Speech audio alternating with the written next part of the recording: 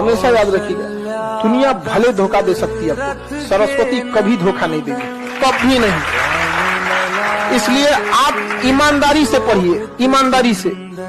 मजबूरी बस अगर आपको यहाँ से जाना भी पड़ा ना तो ज्यादा देर आप रुकिएगा नहीं। आपको पढ़ाई में वो ताकत होती है कि निचले पावदान पर रखिएगा ना तो टॉप पे जा सकते हैं। इसलिए नहीं, आप कभी प्लान मत बनेंगे, जो पढ़ना पढ़ लो, तुरंत पढ़ लो। तो जीवन में अगर आपके साथ बहुत तकलीफ आ रही है, बहुत खतरनाक स्थिति में फंस गए हैं, तो समझिएगा कि आप बहुत खतरनाक हीरो हैं।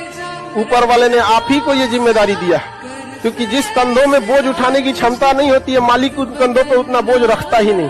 तो बहुत समस्या आए तो घबरा के डिप्रेशन में नहीं जाना है, खुद को समझाना बहुत बहादुर रहे हो।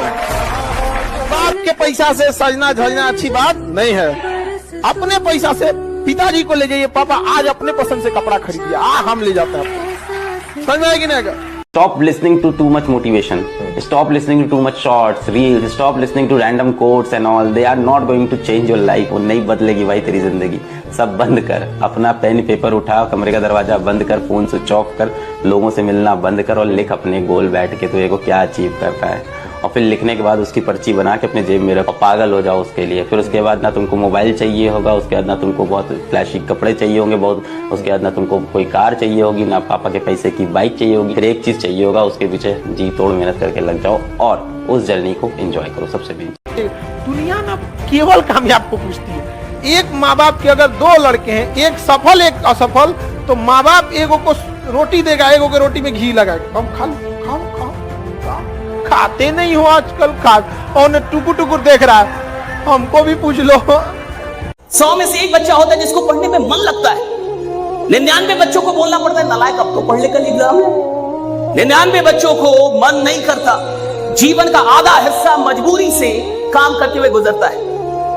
और कई लोग जब नौकरियों में आते हैं तो भी मजबूरी से नौकरी करते हैं, दुकान खोलते हैं मजबूरी में खोलते हैं, धंधा कर रहे हैं मजबूरी में कर रहे हैं, यहां तक कि साला शादी भी की तो अब आप समझ रहे हैं बच्चे भी किसमें पैदा हुए होंगे। Getting my point? तेरे सारे काम तो मजबूरी के हैं। तो धंधा कर रहा है मजबूरी में, काम कर रहा है मजबूरी में, शादी की मजबूरी में, बच्चे पैदा की मजबूरी में, पाल रहा है मजबूरी में, तलाक नहीं दे रहा मजबूरी में। ये कोई क्या बोलेगा? देखो इतिहास वो नहीं बनाते जो मजबूरी में काम करते हैं, इतिहास वो बनाते जो मोहब्बत में काम करते हैं, जो मोहब्बत में काम करते हैं, तो मोहब्बत में काम करते हैं। निकम्मे लोगों की पहचान बिना मेहनत और काम पैसा ज्यादा चाहते हैं। आप किसी भी बड़े आदमी को, मतलब जो भी बहुत बड़े लेवल पे है, आप उसको देखिएगा बहुत मुश्किल से बहुत ज्यादा वर्क करता है।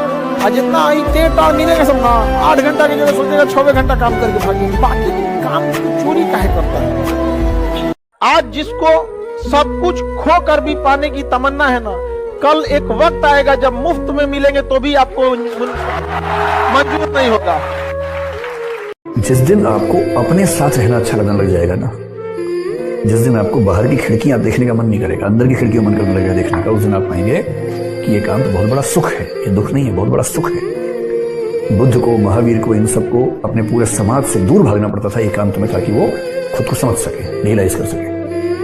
आपाधापी वाली जिंदगी में इतना आसान नहीं होता है एकांत मिलना। ये तो एकांत बाई कंपल्सन मिल गया है हमें। दुख होता है, बेचैनी होती है, सही बात है, होती है, लेकिन उसके बाद भी इसका फायदा उठा रहे हैं। जैसे अगर आपने सुना हो एक पद्धति विपश्यना पद्धति है, जिसमें 9 दिन तक लगातार चुप रहना होता है और साथ में कुछ क्रियाएं करनी होती हैं, ध्यान करना होता है।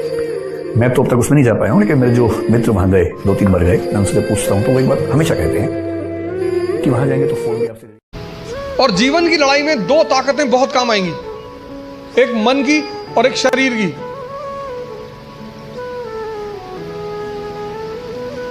तुम जब भी ऊपर उठोगे तो ये ग्रेविटी तुम्हें नीचे खींचेगी ना, ऐसे समाज की ग्रेविटी है। हम जब आईएएस की तैयारी करने गए तो हमारे गांव में हर आदमी, मतलब एक साहब तो हंसना शुरू किया उन्होंने, और हंसते हंसते गिर गए वो। उन्होंने हमसे पूछा दिल्ली क्यों जा रहे हो? अब मेरा दिमाग खराब था, मैंने कह दिया मैं आईएएस की तैयारी। बोले आईएएस? फिर वो हंसने लगे और हंसते हंसते वो गिर गए। और उस हंसी का इतना रोल रहा मेरे जीवन में, मतलब उस हंसी ने मुझे एकदम मजबूत कर दिया था कि अब आईएएस ही बनना है। उस दिन मुझे एहसास हुआ कि महाभारत क्यों हुई। जब भी ऐसा लगे जीवन में कि जीवन हाथ से निकलता है, तो हमेशा ध्यान रखना है कि आपसे बहुत बुरी स्थिति में लोग आपसे बहुत अच्छा कर रहे हैं, और अच्छी स्थिति में होने के बाद एंजाइटी डिप्रेशन में चले जाना, इसका मतलब हमने उन चीजों की कद्र नहीं की जो मिली हुई है, और जो नहीं मिला